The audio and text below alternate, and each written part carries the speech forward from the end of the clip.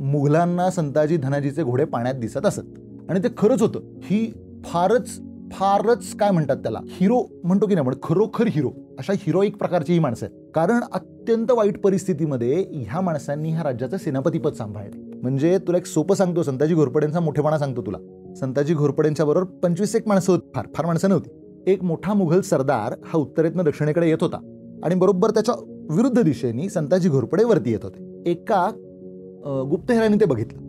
त्यांनी त्या मुघल सरदाराला जाऊन सांगितलं की संताजी घोरपडे या रस्त्याने येत आहेत. तो मुघल सरदार आपल्या 50,000 सैन्यासह वर्तमान आपला रस्ता बदलून गेला. तू नको, दुसरं कोणी चालेल. दुसरं कोणाशी लढतो. मुघलांना म्हणजे औरंगजेबाला शेवटपर्यंत कळेना की हे कुठलं च्यवनप्राश खातात, की रोज म्हणजे आम्ही रोज इतके काहीतरी उद्योग करत असतो आणि रोज हे येतात, एक छापा मारतात, आमचे 150 माणसं मारतात आणि गायब होतात, आम्हाला दिसतच नाही काय होतं ह्यांचं. क्या बात. आणि म्हणून औरंगजेब या मराठ्यांना संपायला आला होता. शेवटी त्याला इथे मरायला लागलं. तो परत जाऊ नाही शकला उत्तरेत. तो उत्तरेत जायला निघालेला असतानाच मेला.